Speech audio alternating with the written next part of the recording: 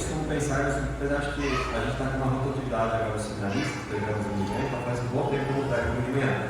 Mas eu costumo pensar que domingo de manhã é mais mensagem voltada para o nosso povo, mais mensagens menos evangelísticas, mensagens até às vezes menos dinâmicos. Então é assim que eu vou fazer hoje aqui de manhã. Nós vamos fazer mais um comentário bíblico do que uma pregação. E eu acredito que missões, uma conferência de missões, é uma reunião de negócios, uma reunião importante, e é para se tratar do destino do mundo. Então, eu quero que você entenda, você que faz parte da Igreja Batista Independente em Serrana, você que está congregando nessa reunião, essa conferência de missões é a conferência mais importante do ano, e agora nós, nesses dias, neste momento, estamos decidindo o destino de almas perdidas. Então, nós queremos entrar nisso no espírito de sobriedade, no espírito de oração, e entendendo a importância desse momento. Então, hoje de manhã eu não vou ser dinâmico, eu não vou contar piadas, você vai ter que prestar atenção de propósito. E eu quero agradecer a todos que estão aqui. Eu acredito que tem algumas pessoas que estão visitando por causa do batismo. Muito obrigado pela sua presença também. E fiquei muito contente de ver o culto de batismo. Para mim é sempre um momento especial na nossa igreja, quando nós temos batismos.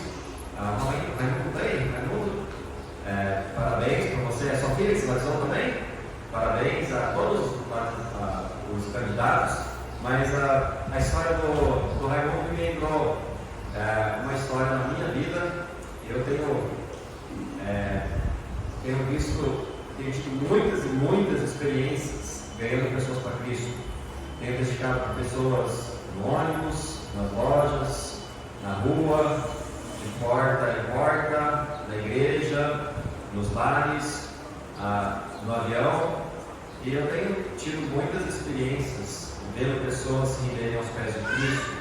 Mas uma das que sempre fica comigo como um momento especial é de uma moça. Na época ela tinha, eu não sei, 12 anos de idade talvez, chamada Mariana, lá em Parque Bristol, em São Paulo. Quando nós chegamos no Brasil em 2008, ficamos em São Paulo por 2 anos. Minha esposa estava indo lá na escola de línguas para aprender português, e eu estava ensinando sobre evangelismo, fazendo um curso de evangelismo para a igreja. Então, eu gosto de tentar ensinar na prática. Então, eu pedi para uma moça, era a primeira vez que a gente estava fazendo isso na igreja, esse curso de evangelismo. Então, era um sábado de manhã, no momento de evangelismo, ou talvez sábado à tarde, e eu pedi para essa moça de 12 anos de idade para ela vir na frente. Agora, eu já tinha uma noção, eu já tinha uma ideia de que talvez ela não era salva. Mas eu comecei a testificar com ela, usando ela de exemplo. Mas aí eu percebi, ela não é salva. E eu falei para ela: Mariana, eu quero que você responda de verdade, se você sentir vontade. E ela, eu perguntando as perguntas para ela, expondo o Evangelho de Cristo para ela. Realmente ela entendeu que ela era pecadora, que ela estava condenada, indo para o inferno. Ela entendeu que Jesus Cristo morreu na cruz pelos pecados dela. E eu perguntei para ela: Mariana, você entende que você é pecadora, que você está condenada? Ela disse: sim, eu entendo. Você entende o que Cristo fez por você na cruz? Sim, eu entendo. Neste momento, você está pronto para se arrepender e confiar em Cristo como seu Salvador? E ela disse sim. Ela orou, aceitou a Jesus Cristo, e tivemos o privilégio de batizá-la pouco tempo depois. Nós saímos de São Paulo depois de 2 anos, aí fomos para Londrina, ficamos em Londrina 5 anos, e agora nós estamos em Taubaté há 7 anos. E nós tivemos uma conferência de jovens na nossa igreja em julho, eu acho que foi, e no sábado à noite eles já apareceram de surpresa. Ela é moça, ela é bem alta, mas ainda servindo a Deus. Amém. Graças a Deus por esse testemunho. Todos que se batizaram, agora continuem firmes, seguindo ao Senhor Jesus Cristo. Muito bem, hoje de manhã eu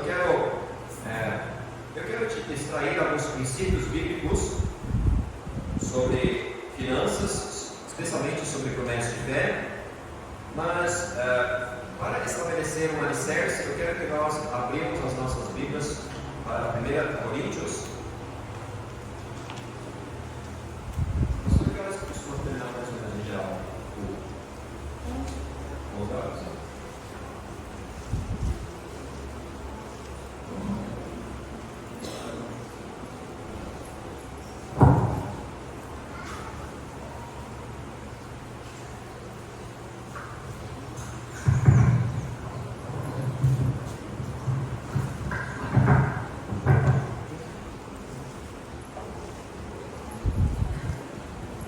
Coríntios capítulo 9.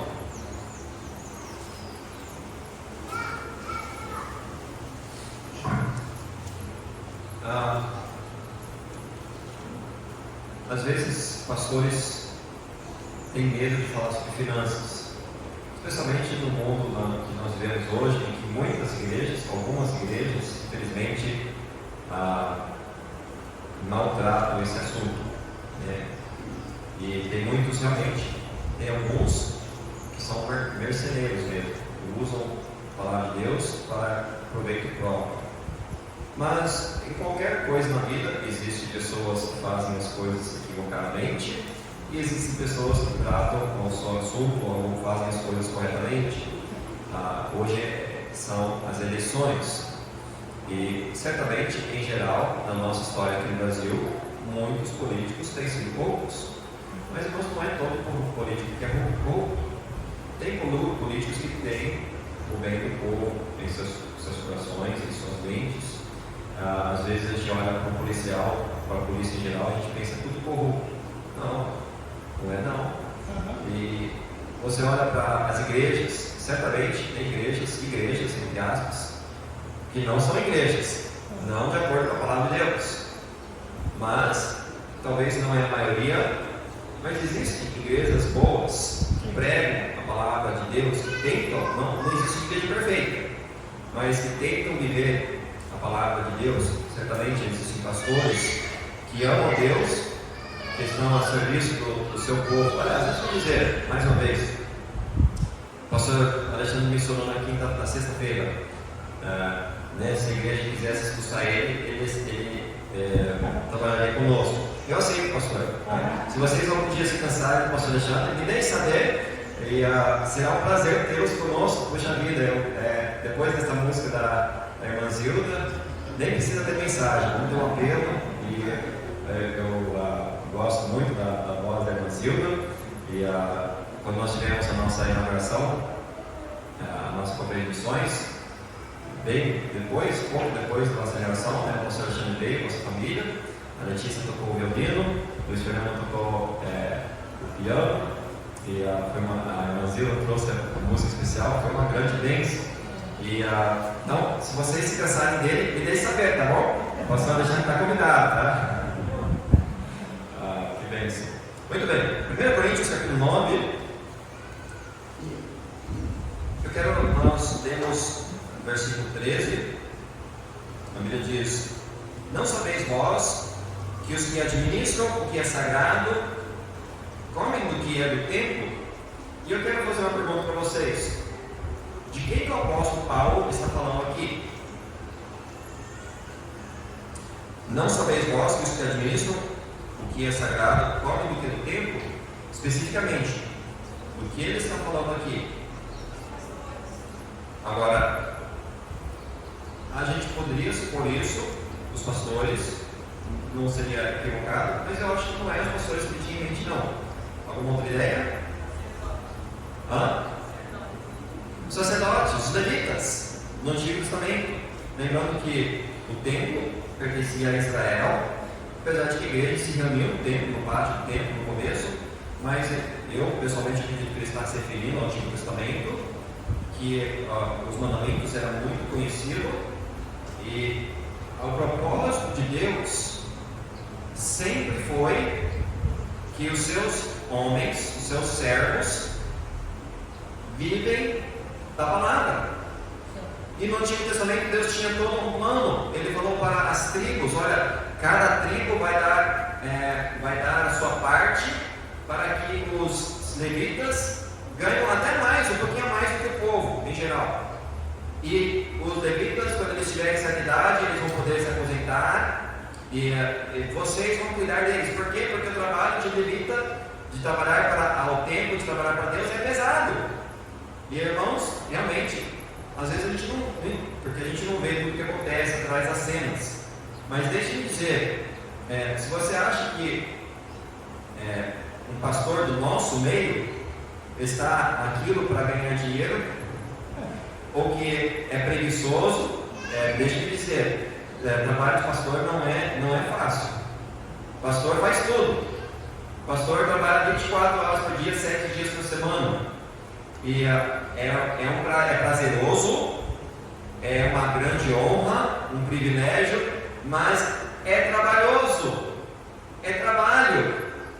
E infelizmente os nossos pastores hoje muitas vezes precisam trabalhar secularmente para ajudar com a renda, com o sustento, e às vezes é necessário isso, mas não é o ideal.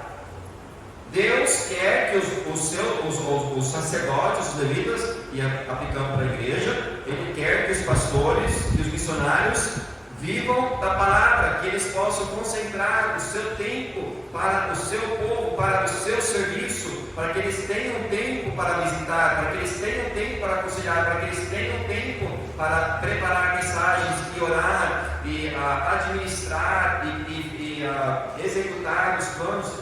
Deus quer que o homem de Deus dedique o seu tempo integralmente na obra, mas isso só pode acontecer se o povo de Deus suprir as suas necessidades. Então vamos voltar aqui para o texto. Não sabeis vós que os que administram o que é sagrado comem do que é do templo, e que os que de contínuo estão junto ao altar participam do altar, falando dos levitas. Então lá, as pessoas que dizem que o dízimo não é para o Novo Testamento se esqueceram dessa passagem, porque o apóstolo Paulo está falando sobre os dízimos. Ele fala no Antigo Testamento, Deus pediu para Israel dar os dízimos. Agora o versículo 14: assim ordenou também o Senhor aos que anunciam o Evangelho, que vivam do Evangelho. Agora sim, ele está falando sobre os missionários, os pastores da igreja local. Ele fala: olha, eu como apóstolo, eu como missionário, os seus bispos, anciões, os seus pastores, Deus ordenou. Não era só para o Antigo Testamento, é para agora, a época da graça, a dispensação da igreja. Deus quer que a igreja supra as necessidades dos seus servos. Ele ordenou isso. Então deixa só como alicerce dizer: olha, eu não vou tratar do dízimo hoje de manhã, isso é outro estudo, outro tempo, mas deixa eu dizer que o dízimo é ordenação de Deus, é mandamento de Deus, isso pertence a Deus. Eu não vou falar do dízimo. 10% da sua renda bruta pertence a Deus, e nós damos isso através da igreja local, ok? Então, se você não dá o seu dízimo, você está em desobediência a Deus. Agora, eu não quero tratar sobre o dízimo, eu quero tratar sobre a promessa de fé. E continuando na introdução, deixe-me dizer sobre finanças. Ser rico ou pobre não é a questão. Através da Bíblia tinha homens de Deus, mulheres de Deus, que eram ricos e pobres. A Bíblia tem muito a dizer sobre finanças, e Deus nunca fala que ser rico é pecado e de que todo mundo deve ter uma boa renda. Ao contrário, Deus diz: contenta-te com o que tens. Ele diz: buscai primeiro o reino de Deus, e essas coisas serão acrescentadas. E eu conheço, através da história, milionários, ricos, porém que doavam uma grande parte do seu dinheiro para a obra de Deus, mas que tinham mansões, que tinham carros muito bons. Nada de errado com isso. A questão não é o quanto que nós temos, mas o como nós estamos usando o nosso dinheiro para Deus. Okay? Então, Deus não quer que nós sejamos escravos do nosso dinheiro. Independente se você tem muito ou pouco, nós não podemos ser escravos do dinheiro. Infelizmente, na nossa época, hoje, o pior inimigo, né, em questão de finanças, da obra de Deus, são as dívidas. Enquanto nós estamos endividados para o mundo, para o banco, para os outros, para as lojas, para os cartões, nós não temos liberdade de servir a Deus como queremos ou como Deus quer. Então nós precisamos focar nisso. Você tem que ser um bom mordomo que Deus tem dado para você, e você deve concentrar-se em sair das suas dívidas. Você deve concentrar-se nisso. Então nós devemos ser bons mordomos daquilo que Deus tem nos dado, e o alvo de todo crente, independente se tem uma grande renda ou não, se tem uma grande reserva ou não, mas o alvo de todo crente é de ter liberdade para poder administrar o dinheiro da forma que Deus deseja. Então, se as minhas saídas estão maiores que as minhas entradas, obviamente eu tenho que fazer alguma coisa e chegar ao ponto que agora está controlado, eu me contento com o que eu tenho, mas eu tenho, se eu quiser participar de missões, eu posso. Infelizmente, muitos crentes são escravos, não podem. Vocês vêm na conferência de missões com o coração apertado, porque você gostaria de participar, mas você não pode por causa das suas dívidas, ok? Agora, isso também é um outro assunto, não é o que eu vou tratar hoje de manhã. Hoje de manhã eu quero falar especificamente sobre a promessa de fé. Então, na Bíblia tem 4 tipos de dar. Tem 3 tipos principais. Tem os dízimos, como eu já falei, isso pertence a Deus. 10% do que você ganha, você deve dar. A primeira coisa que você deve dar é o dízimo para a igreja local. Mas existem também, a Bíblia fala sobre as ofertas, dízimos e ofertas. O que são as ofertas? Ofertas são aquilo que nós damos que vai além dos nossos dízimos.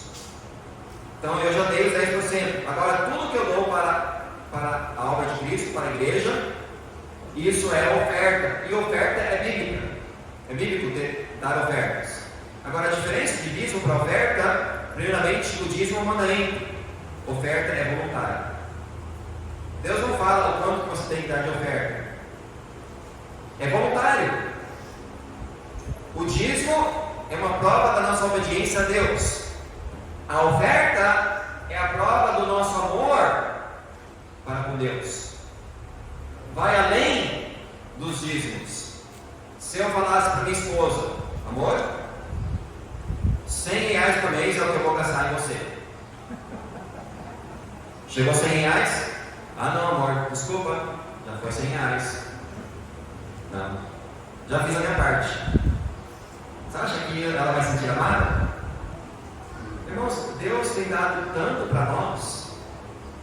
Quantos são gratos pelo que Deus tem dado para você? Diga amém. Amém. Realmente, para pensar, Ele nos deu saúde, Ele nos deu vida, Ele nos deu essa natureza maravilhosa, infelizmente que alguns adoram mais do que o Criador, mas Ele é o Criador, Ele nos deu a natureza, Ele nos deu os nossos olhos, os nossos ouvidos, Ele nos deu a nossa família, Ele nos deu a igreja, Ele nos deu a palavra, Ele nos deu a salvação em Cristo, Ele nos deu coisas maravilhosas, e Ele só fala, olha, é seu, faz o que você quiser, portanto que não infringe os meus princípios, mas eu só peço que você dá 10% de volta para a minha obra.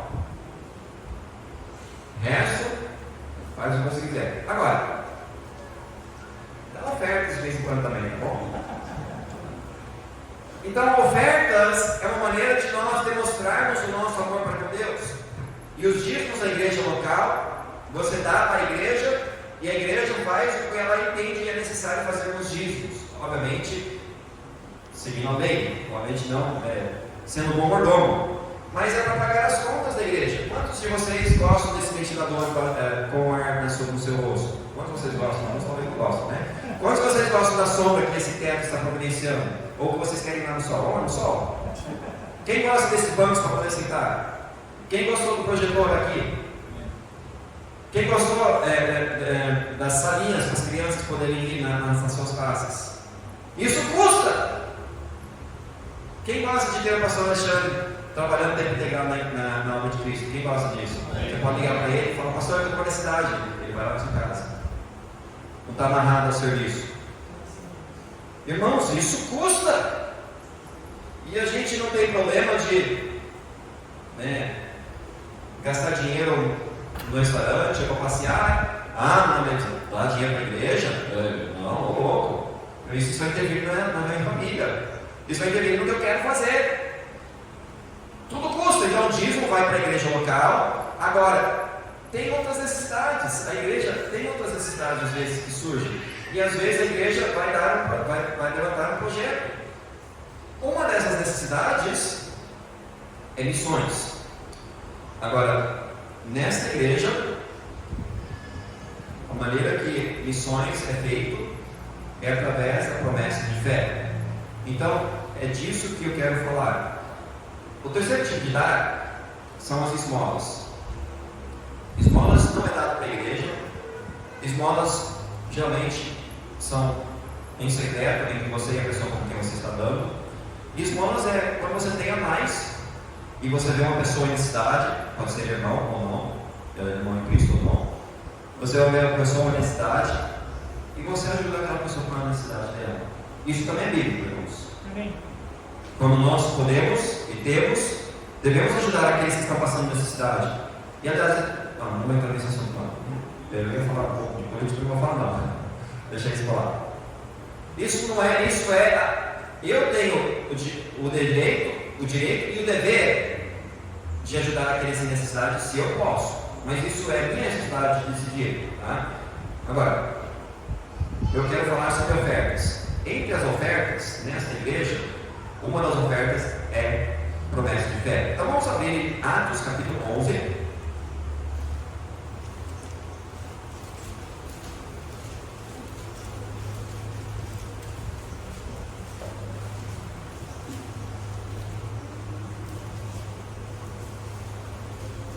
Atos capítulo 11.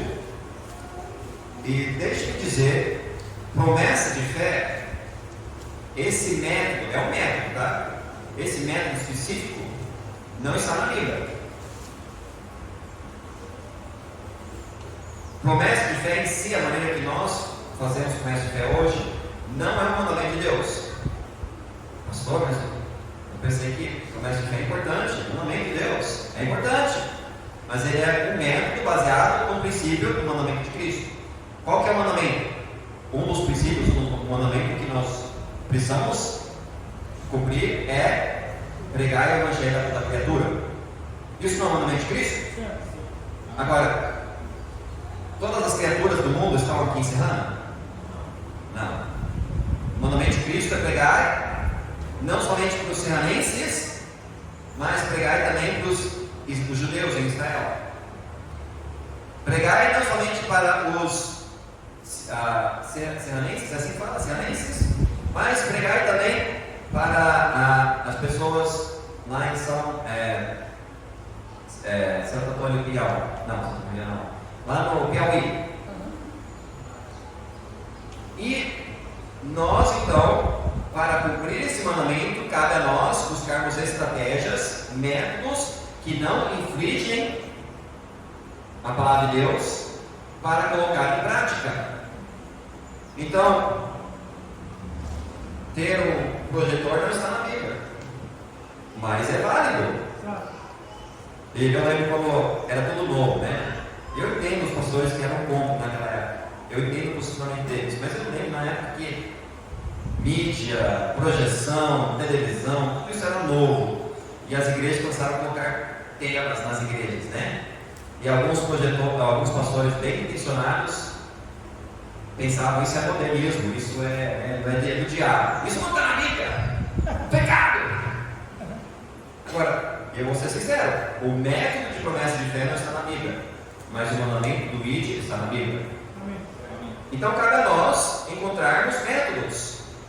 Ter igreja de domingo de manhã, meia-noite e quarta-feira à noite não está na Bíblia.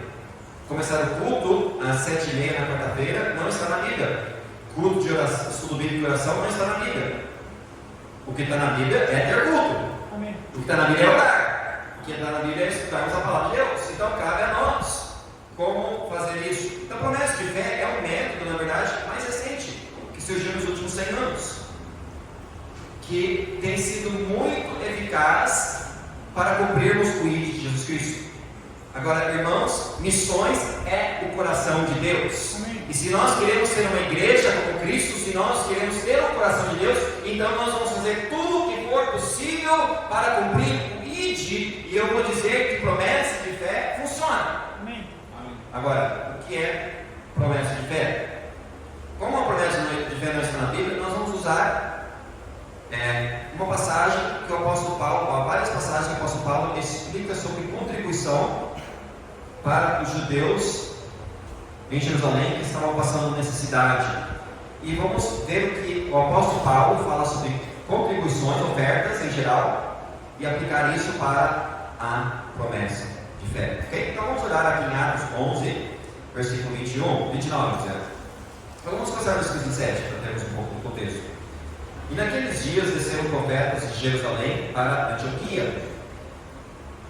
Agora, Jerusalém é onde aconteceu o dia de Pentecostes, é onde a igreja cresceu a princípio, onde estavam os 12 apóstolos, Pedro como pastor titular, e foi de 3 mil para 5 mil, para uma multidão, foi crescendo. E aí, porém, Jesus Cristo havia pedido para eles pregarem em Jerusalém, mas também em Judéia e Samaria. E aí no capítulo 8 vem a perseguição, que agora a igreja começa a expandir. Abre uma igreja em Antioquia, de gentios, não de judeus. E Deus começa a abençoar essa igreja em Antioquia.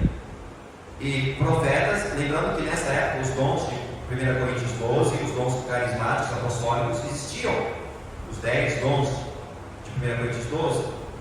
E a palavra de Deus ainda não havia sido completa, completamente revelada. E certamente que hoje Deus também pode revelar certas coisas para nós, mas profetas de Jerusalém foram para Antioquia, versículo 28.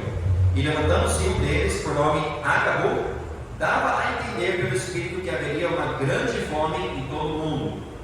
E isso aconteceu no tempo de Cláudio César. E os discípulos determinaram mandar, cada um conforme que pudesse, socorro aos irmãos que habitavam na Judéia. Agora, versículo 30. E o que eles com efeito fizeram, enviando aos anciões por mão de Barnabé e de Saulo. Aonde que vocês acham que Saulo estava nessa época? Em Atos 11, alguém tem ideia? Lembrando que Saulo se converteu em Atos 9, caminho para Damasco. A gente não sabe quanto tempo ele ficou em cada lugar, mas aparentemente ele foi de Damasco para Jerusalém. Depois de Jerusalém, ele foi para um tempo em Arábia. Ele voltou para sua cidade natal de Tarsus, mas Barnabé foi e buscou Saulo de Tarsus e trouxe ele para Antioquia. Então, Saulo está lá em Antioquia, debaixo do discipulado de Barnabé. E esta ideia de dar essa oferta, eu não sei de quem surgiu, mas na igreja de Antioquia foi levantada essa necessidade. Vai haver uma fome e os judeus estão passando por grande necessidade na Judéia, especialmente em Jerusalém. Por quê? Em parte porque eles estavam sendo perseguidos grandemente. Lembra que a perseguição se levantou contra eles? Muitos judeus aceitavam a Cristo, se batizavam publicamente, demonstrando agora o seu novo caminho, e as famílias deles rejeitavam eles. Os seus chefes pararam de pagar eles, e havia grande necessidade, e ia haver grande necessidade em Jerusalém. Porém, ainda havia um cismo, uma separação entre os judeus e os gentios. Os judeus, Deus ainda estava mostrando para eles que Deus agora ia trabalhar através dos gentios, que Deus havia estabelecido a igreja local. E Paulo, que depois em Atos 13, ele começa aquilo que Deus realmente chamou ele para fazer, ele se torna o apóstolo para os gentios, começa a sua viagem missionária e eventualmente se torna o apóstolo para os gentios. Paulo, nessa época Saulo, ele tinha um grande desejo de ver uma união entre os judeus e os gentios.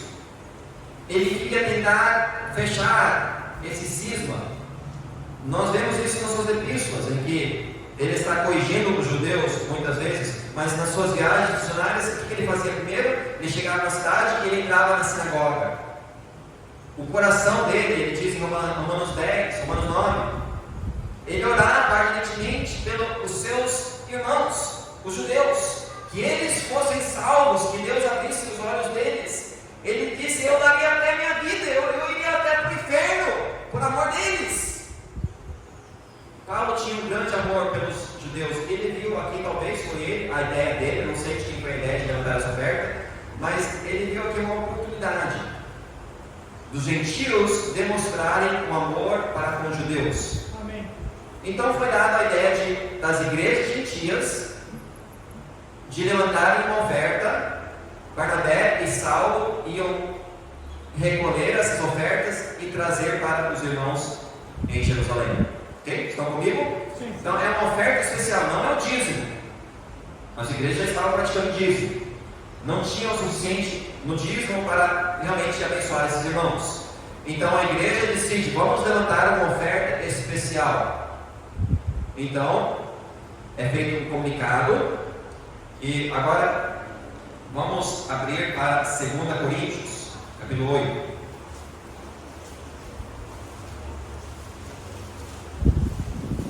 Desculpa, não, 2 Coríntios. 1 Coríntios, capítulo 16. 1 Coríntios 16.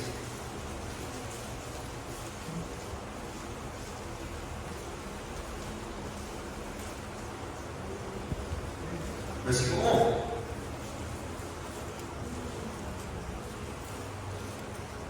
Ora, quanto à coleta que se faz para os santos, fazei vós também o mesmo que ordenei às igrejas da Galácia. Agora veja bem, aqui nessa epístola, Paulo está escrevendo aqui para a igreja de Corinto.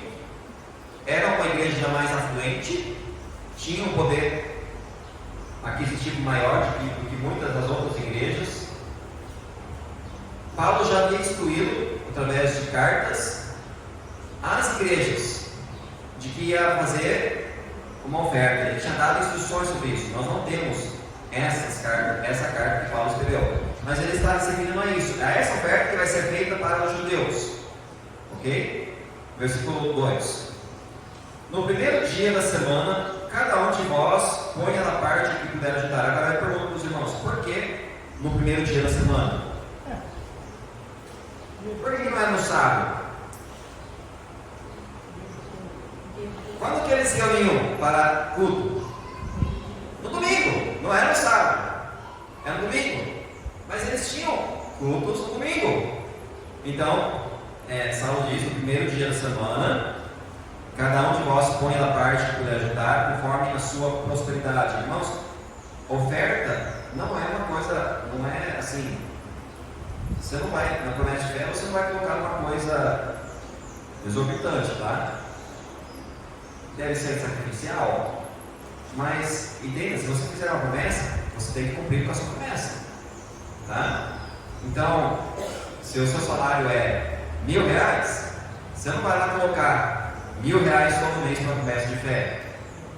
É óbvio que não é isso a gente não está pregando um evangelho de prosperidade. Nem está dizendo: olha, você dá R$100 para a promessa de fé, Deus agora vai te dar R$200. Agora a verdade é que Deus cuida daqueles que cuidam da obra dele. Sem dúvida, Deus abençoa aqueles que dão. Mas nós não estamos falando de evangelho de prosperidade. E é de acordo com a sua prosperidade. Alguns devem dar mais do que outros. Ok? Agora, conforme essa prosperidade, para que não se façam as coletas quando eu chegar. E quando tiver chegado, mandarei os que por cartas aprovar-lhes para levar a vossa dádiva a Jerusalém. Então, havia toda uma metodologia. Eles tinham pensado de como fazer isso melhor. E o apóstolo Paulo disse: olha, vocês vão ajudando, vocês vão separando. Quando eu chegar lá, que esteja tudo já em ordem, esteja tudo pronto. E eu vou implementar isso junto com alguém de confiança. Nós vamos fazer tudo transparente, tudo certo. nós vamos levar essa então oferta para os crentes, para os anciões, para os pastores, os presbíteros lá em Jerusalém, ok? Agora vamos abrir para 2 Coríntios capítulo 8.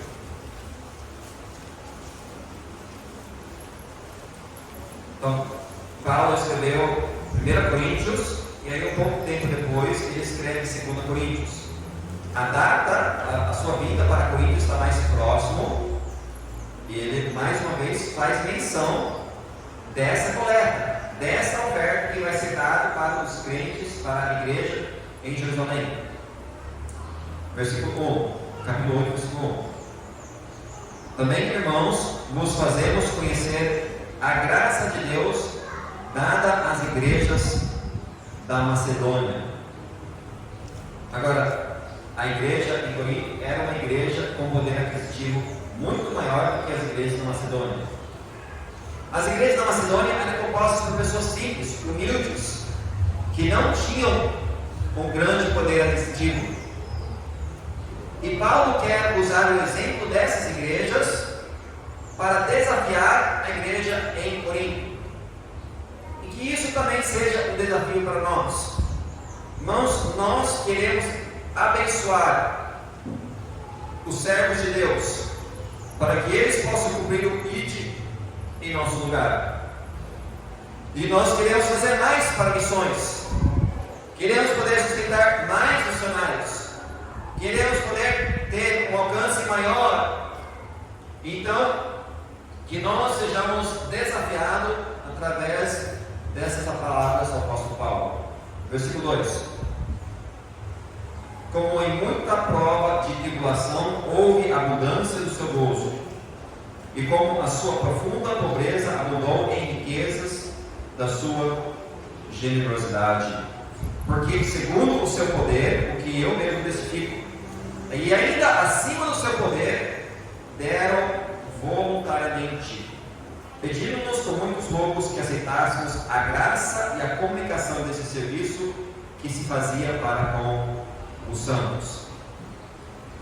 Não, essa oferta, promessa de fé, não é uma coisa que está sendo imposto em você. Você decide. Deve ser voluntário. Amém. Deus não quer que você dê simplesmente agora. O que Deus quer que você dê voluntariamente. Mas deixa eu te dizer, tem certas vezes, épocas em nossa vida, que eu não tenho vontade de ir à igreja. Eu não tenho vontade de ler a Bíblia. Não tenho vontade de orar. Não tenho vontade de testificar. Eu faço mesmo assim. Porque é o meu dever. E deixa eu só dizer, sim, é uma oferta voluntária, mas deixa eu dizer, é seu dever de pregar o evangelho a toda criatura. Tá? Então, mesmo você não tendo vontade, faz um esforço, tá? Mas na verdade é uma oferta, é voluntário. Você decide se você quer dar ou não, você decide o quanto você vai dar. A questão principal aqui é o coração. Por que as igrejas da Macedônia estavam dando mais do que a igreja em Corinto? Porque eles tinham maior poder aquisitivo? Não, porque eles amavam mais a obra de Deus. O coração deles estava no lugar certo, e como eu disse ontem para todos os corintianos, a igreja de Corinto era uma igreja carnal. O coração deles não estava no lugar certo. Eles estavam mais interessados no eu. Uma igreja talentosa, uma igreja cheia de dons, uma igreja rica, próspera, mas, eu sou de Paulo, eu sou de Apolos, eu sou de Pedro, eu sou de Jesus Cristo. Nossa, você fez uma coisa que eu não gostei, eu vou processar você. Tinha até, eu sempre esqueço a palavra. Gemo? Não é gemo. O filho da madrasta comigo com a madrasta. Na igreja. Nós vemos, é uma igreja carnal. E isso é projetado na questão das suas ofertas, das suas contribuições. Irmãos, não é questão de ter ou não ter, é questão de participar, é questão de amar a obra de Deus. E deixe-me dizer, é fácil dizer que nós amamos missões, mas a prova disso está em onde você dá o seu dinheiro. O crente diz que ama Deus, até que o pastor começa a falar sobre finanças, sobre carteira, né? Deixa minha carteira com minha esposa. Até que a gente começa a falar sobre carteira. Aí não. Pastor, você foi longe demais. Minha carteira é meu assunto. O que eu faço com o meu dinheiro é meu. Não se intrometa no meu dinheiro. E a gente está falando para Deus: Deus, eu amo o Senhor até o ponto que o Senhor quer mexer com o meu dinheiro. Você ama as almas perdidas? Então, o que você está disposto a sacrificar por eles? E promessa de fé é uma maneira tangível de nós demonstrarmos o nosso amor. E esta igreja, as igrejas na Macedônia eram igrejas pobres, humildes, e Paulo até ficou constrangido pela quantidade que eles deram. Eles disseram: não, eu não posso aceitar isso, vocês não podem dar isso. Eles disseram: nós insistimos, Paulo, você vai levar isso e você vai dar para aqueles judeus. Nós amamos eles, nós queremos ser uma bênção, nós levantamos isso, leva com você. Nós devemos dar voluntariamente,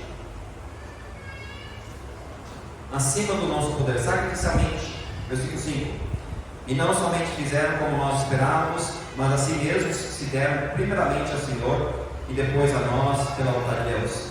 Não era somente questão financeira. Eles estavam, coração, corpo, alma, tudo estava envolvido na alma de Deus. Amém. Não era só eles dar dinheiro para os outros testificar para eles estavam testificando. Eles estavam na igreja, eles estavam participando, eles estavam envolvidos no ministério da igreja, eles estavam sacrificando o seu tempo e o seu corpo para a obra de Deus. Continuando: portanto, assim como em tudo, versículo 6, de maneira que exortemos a Tito, assim como antes tinha começado, assim também acabasse essa graça entre vós. Portanto, assim como em tudo abundais em fé, em palavra, em conhecimento, e em toda diligência, em vosso amor para conosco, assim também abundeis nesta graça. Não digo isso como quem manda, mas para provar pela diligência dos outros a sinceridade do vosso amor. Ele não estava tentando forçar o braço deles. Estava dizendo: vocês têm que dar mais. Mas ele estava tentando desafiá-los. Irmãos, veja só o exemplo dessas igrejas na Macedônia. Veja o que eles fizeram, que o testemunho deles possa ser um desafio para vocês. E deixe-me dizer, graças a Deus, a sua igreja serve de desafio para a nossa igreja lá em Taubaté. Mas, irmãos, podemos fazer mais. Amém. E você está? Todos estão envolvidos? Você está envolvido em promessa de fé? Continuando. Versículo 9: porque já sabeis a graça de nosso Senhor Jesus Cristo, que sendo rico por amor de vós, se fez pobre, para que pela sua pobreza enriquecesseis. Sabe quem que é o nosso exemplo na questão de contribuição? Cristo. Ele deixou sua mansão no céu.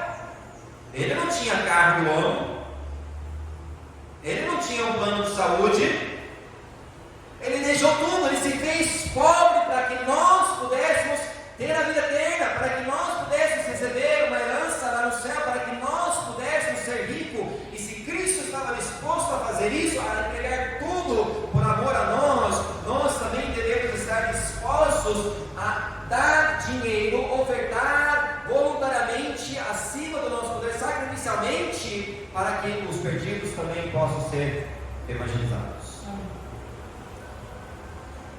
Versículo 10: e nisso dou o meu prazer, pois isto convém a vós, que desde o ano passado começaste, e não foi só praticar, mas também querer. Então, isso já havia se comunicado no ano anterior.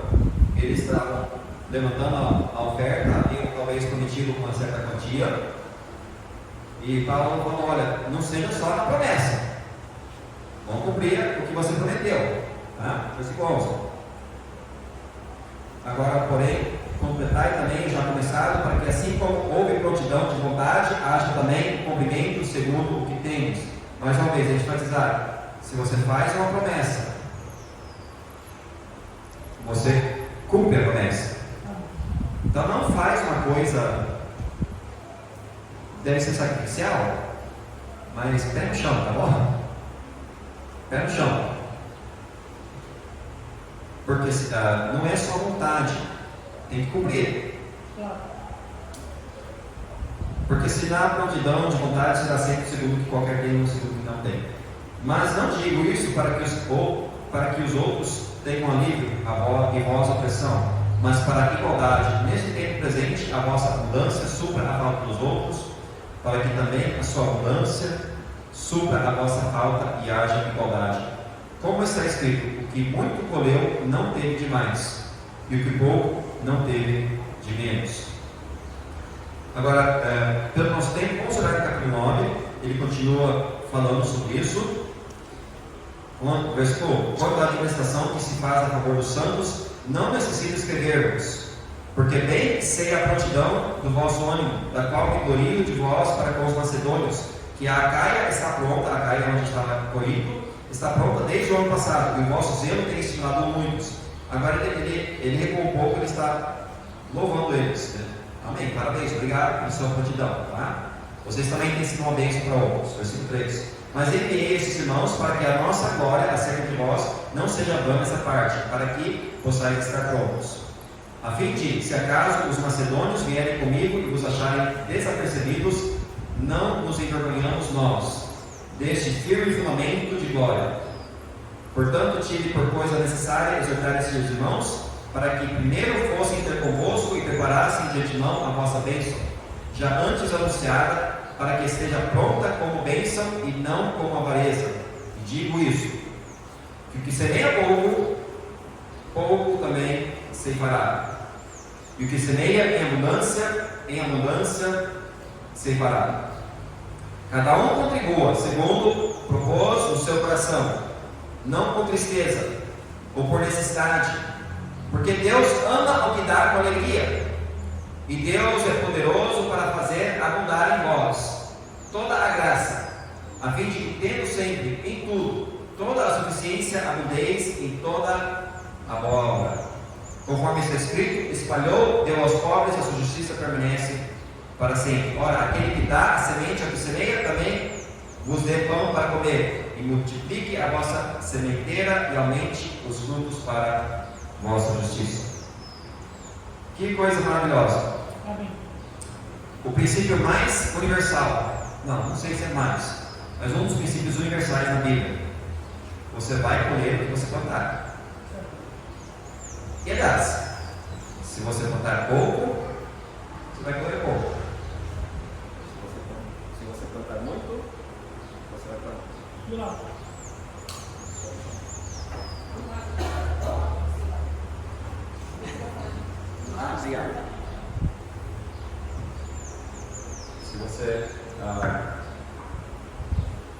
Se você der com alegria de coração, sacrificialmente, Deus cuida.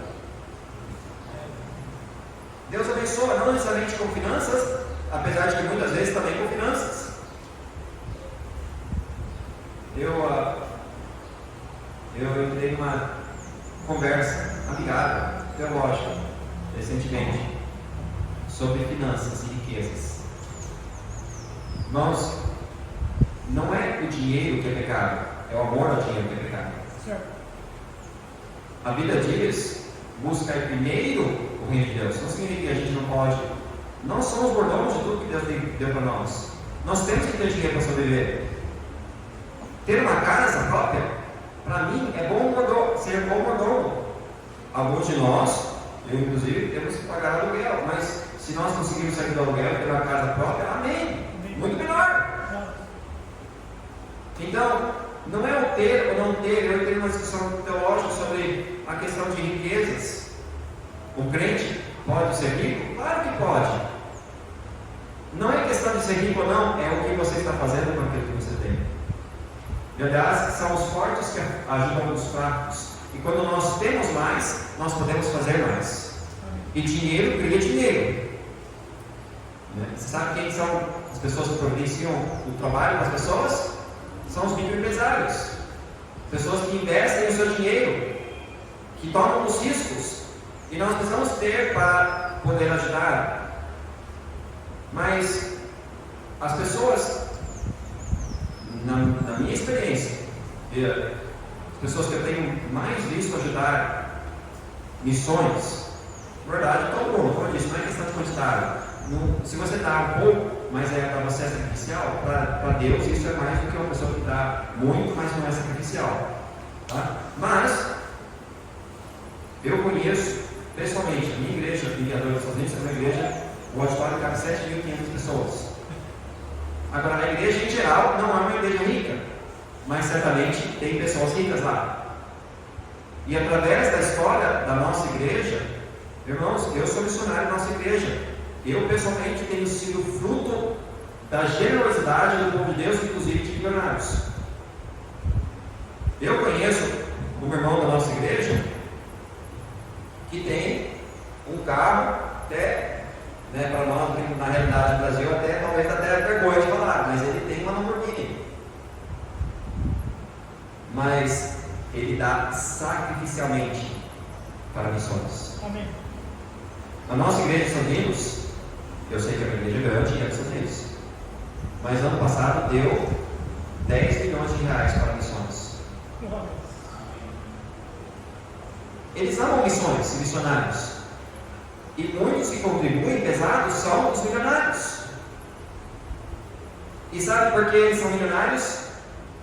Na verdade, qualquer um que trabalha duro, esforçado, pode se tornar um milionário. E às vezes nós nos tornamos milionários de forma equivocada, eu sei. Mas sabe por que essas pessoas são abençoadas por Deus?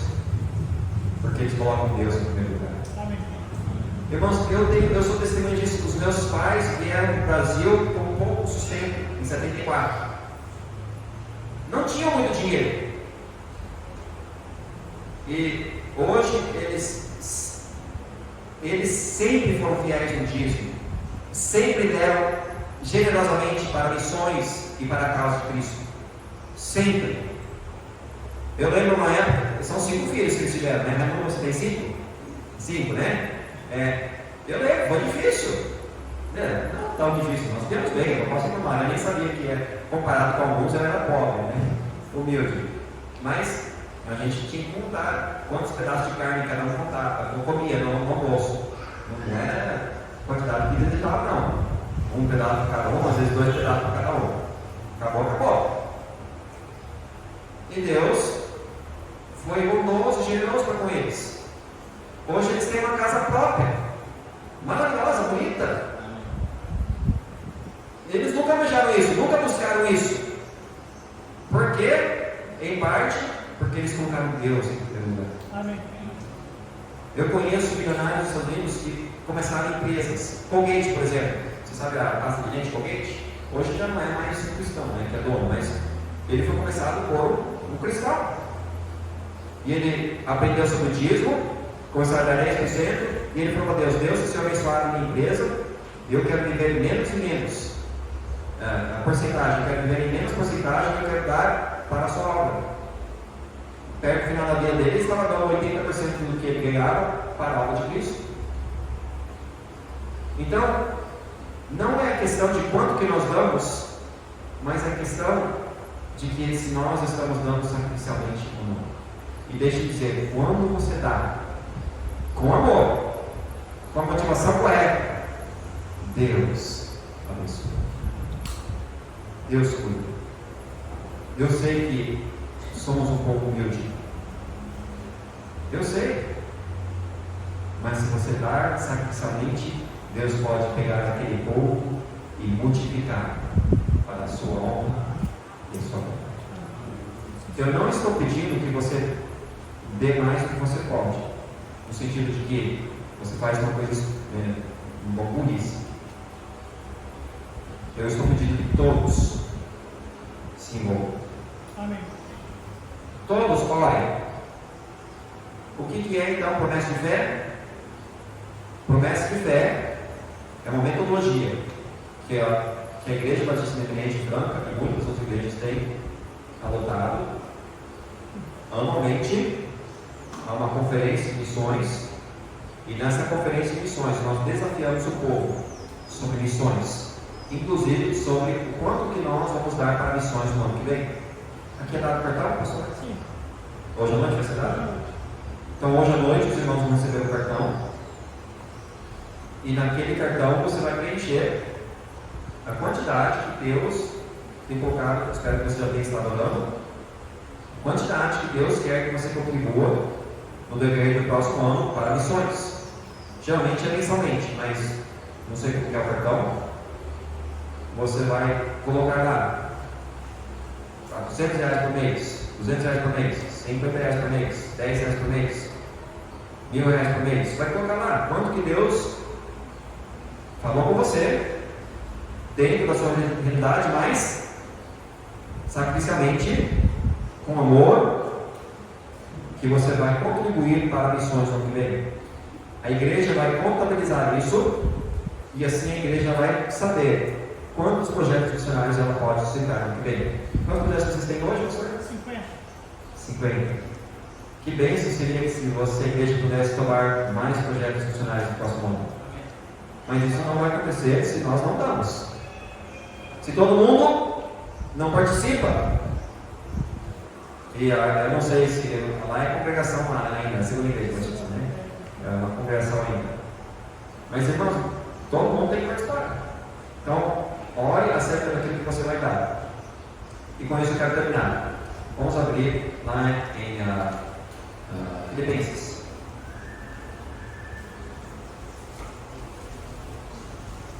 Versículo 4, capítulo 4. Filipenses 4.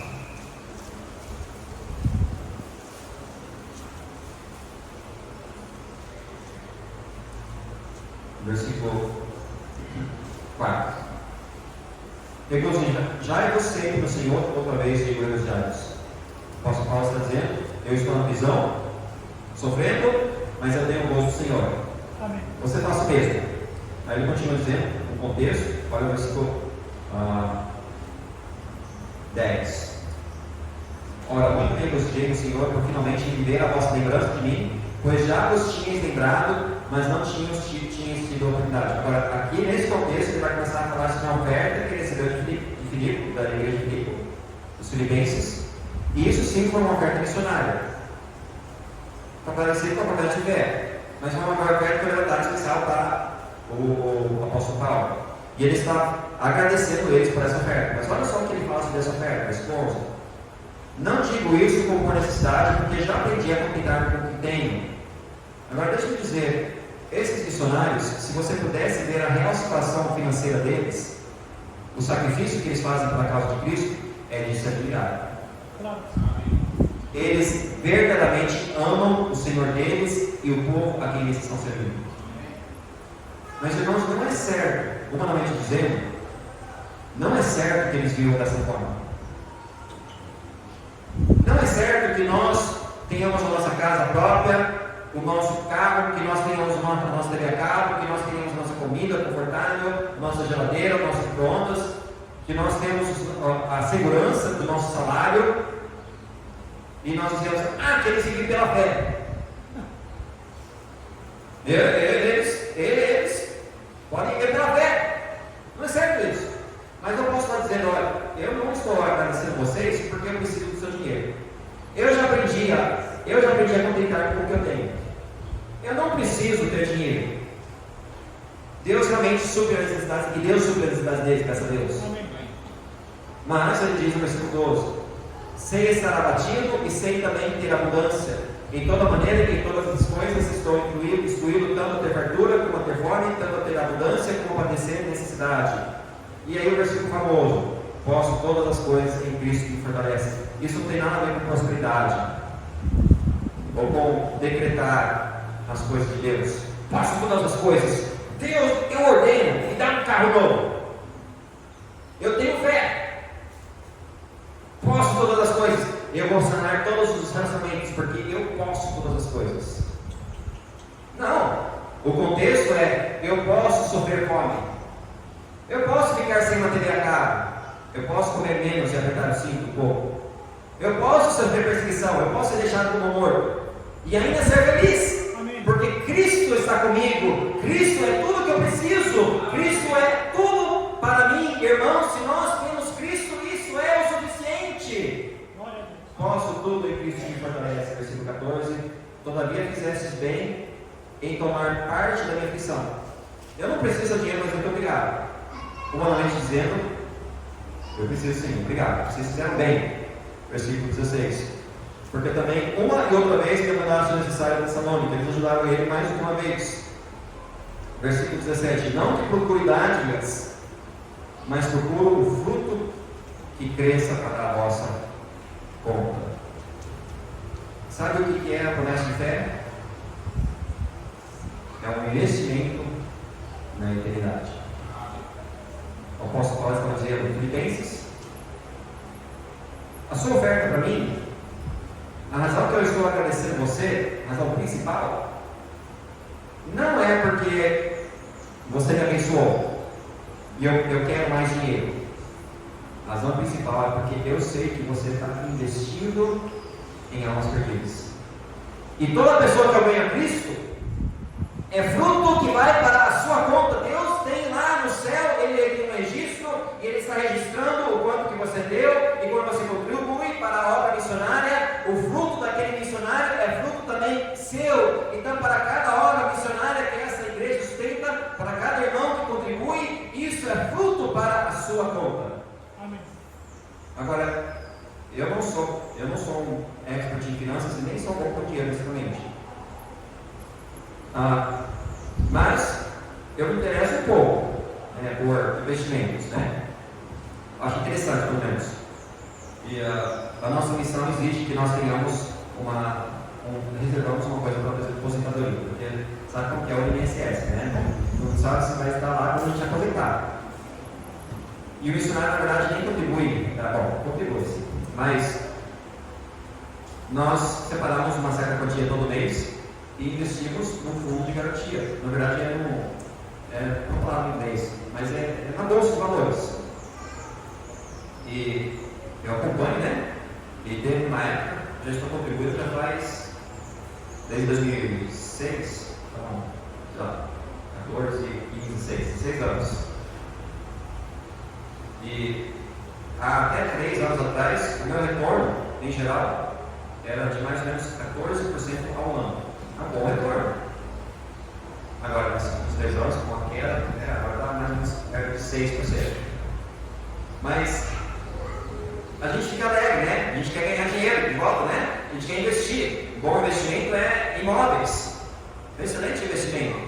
E a gente quer ter um retorno sobre o que a gente investe. A gente quer trabalhar, a gente quer guardar dinheiro, a gente quer ter uma economia e segurança. Irmãos, tudo isso é passageiro. Os imóveis que você comprar, a economia que você tem no banco, você não vai levar para você como você no céu, não. E o melhor investimento que o crente pode fazer é na eternidade, são as almas perdidas. Você quer ter um investimento muito melhor do que 14% ao ano? Invista em missões. Para que o fruto cresça para a vossa conta. Vamos fazer mais para a promessa de fé. Hoje à noite, espero que esteja aqui. Então, nas próximas semanas você vai preencher o cartão. Ore o que Deus tem para você dar. Dê voluntariamente, mas sacrificialmente. Todos. Crianças, pais, ajudem suas crianças a participarem. Jovens, adultos, vamos procurar maneiras, meios de contribuir mais. Porque tudo isso vai ficar.